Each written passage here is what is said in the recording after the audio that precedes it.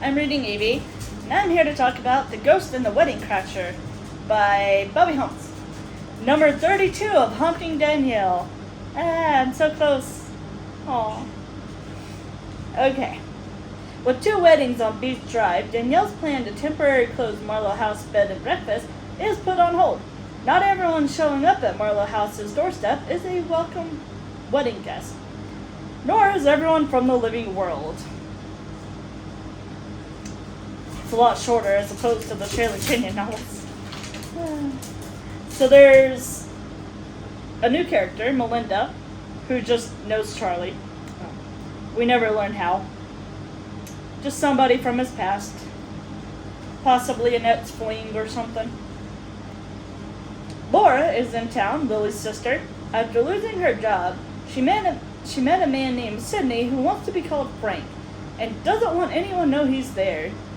He says it's because Adam wants to put his place in the rental program, but I find it suspicious. It was suspicious.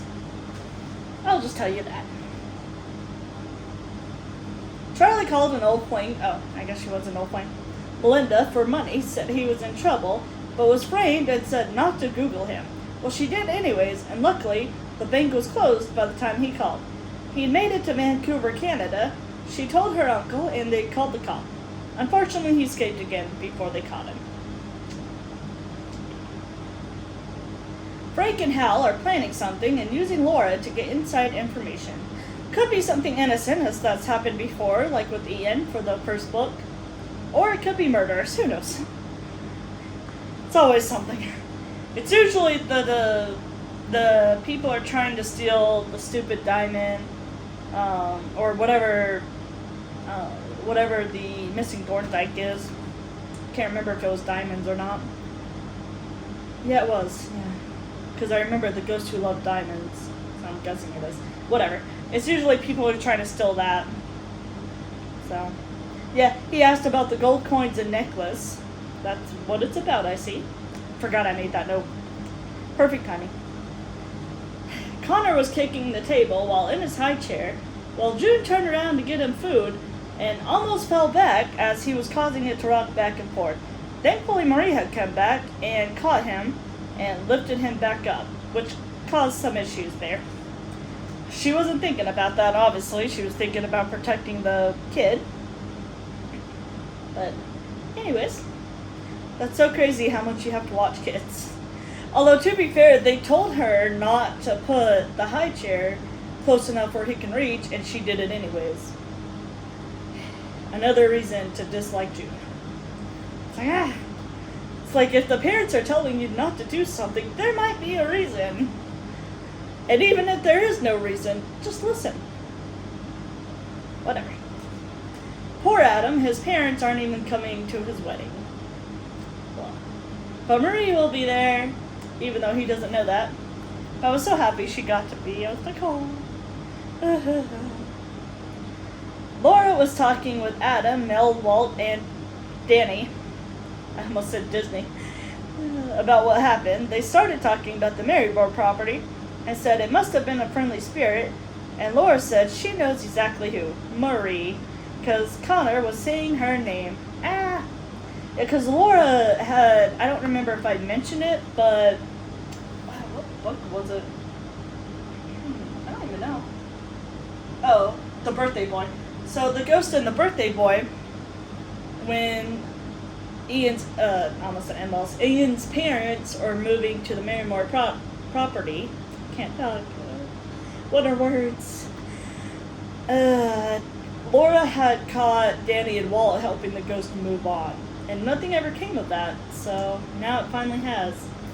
I think I did mention it in my video, but go check it out and tell me if I did.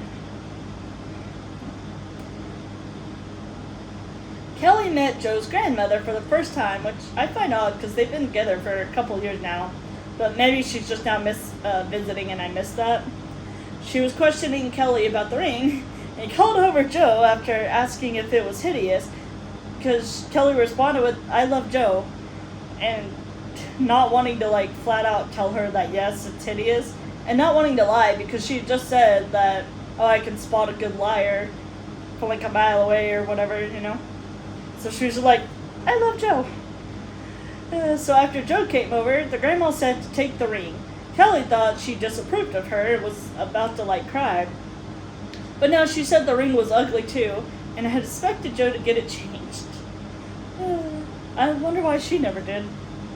Oh well, whatever. Because she found it hideous. I'm like, why would you wear a ring that you didn't even like? I don't know. Maybe it was a different time. Being a grandmother, I guess, in that age. Charlie's hideout was in an explosion. He's presumed dead because of his glasses being found, and in good shape, too. I doubt he is. Frank is actually Sydney's nephew, which apparently we actually knew, so that wasn't actually noteworthy. I didn't realize till later. I forgot to remove that. Walt's book is going to be a movie after all. Yay! Yay for Walt and his plot armor luck. Wish I had that.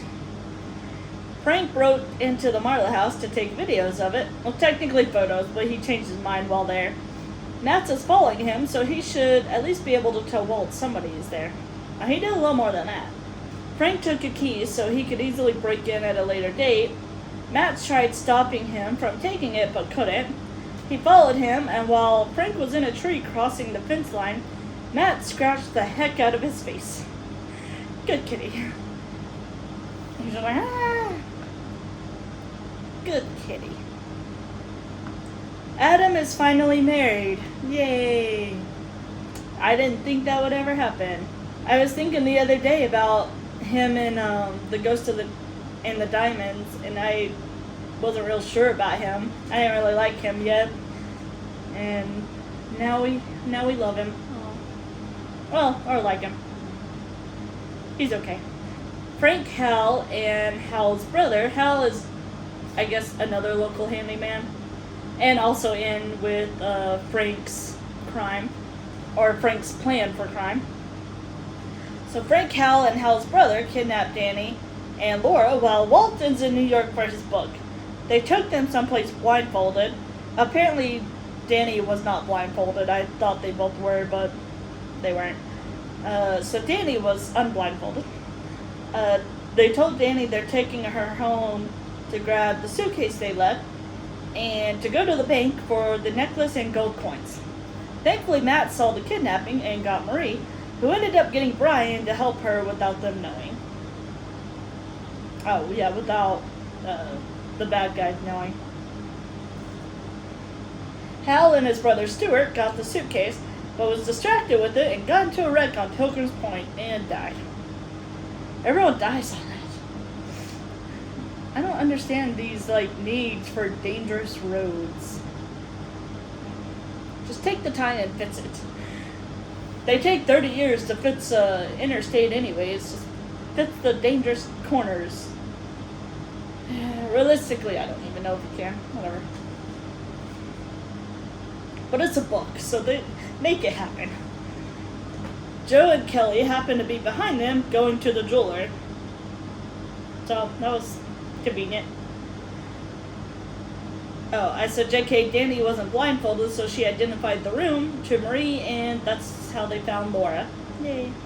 They were staying at some old lady's house who was staying at the, it's not a retirement, the nursing home that Marie had died in, because also her hip had broke. I guess when you're over 30 books in, you kind of retire some, or reuse some storylines. Oh well, they used her house though. Charlie really is dead now, but was shot 3 times in the back, not exploded. He was found in the house that they were kept in. I said, I wonder if Frank is Charlie. That was suspicious. Apparently Charlie was never even in Canada. Stuart went and impersonated him with his acting skills. Because apparently him and Adam were in some local horror movie, almost a story, but horror movie about the one that Heather had inherited, Presley? I think the Presley, yeah, I think it's something like that. Whatever house that Harvey was haunting. Anyways, it was shot around there. And so Stewart then went on to have a very small acting career. And I think basically messed it up. I don't know. Whatever. Not important. But anyway, some woman had given Charlie $40,000. Wait. But the brothers cut Charlie out of the plan. And now they're all dead, so ha ha ha. Ha ha ha. That's what a life of crime will get you. Danny said maybe we should install security cameras. It took you this long to figure that out. I think after the first break-in, where Adam and Bill had broken in, but yeah, I think I would have gotten cameras right then and there, even though she had a ghost at that point, so. But especially when Walt became human again, or living, I should say, I would have gotten security cameras. You know what I'm saying? And especially now she's pregnant. It's like, okay, accept your risk, I guess. Everyone breaks in, but whatever. Why even bother having a door at that point? At one point she did have to replace the door. I can't remember what happened though. But whatever. I'm like, why even bother? I think it was like early on she had to replace it. They had to like tape it up and all that. I don't remember. Yeah, I think it was when Walt was still a ghost though. Oh, Charlie and the bros knew Melinda would Google him and used her to set himself up for his fake death. Because they knew she was impatient and would Google him. That would work on me, I'm not gonna lie. Because I would Google if somebody is asking me for money. Well, actually, I would just say no, but whatever. Kelly and Joe's wedding is happening. Charlie showed up as the ghost and wore the same suit as Brian and is pretending to be his best man still. It was a little creepy because he was trying to stand right where Brian is. Poor Brian probably was a little cold at that point. That's all my notes on The Ghost and the Wedding Crashers. I like the book. I'm glad that Adam is finally married. Not so happy about Joe and Kelly. Because she still, it mentioned it, I think even in this book, that she's still every now and then trying to change him to make him dress more like Walt. I'm like, oh. Like, I get having a preferences, but the man does not want to dress up like his 1920s. Because he was never born or alive in the 1920s like Walt was, but obviously they don't know that. I'm like, just leave him alone. Let him dress the way he wants. Because you know, if Joe tried to be like, oh, well, why don't you dress this way? It'd be like, ah! So I'm like, ah! Annoying. I kind of like Joe a little too much, and I don't like that he's with Kelly. You poor thing. Whatever. He chose his mate. Let him deal with it now. Anyways, that's my thoughts on The Ghost and the Wedding Crashers. Time to watch the movie Wedding Crashers. Bye!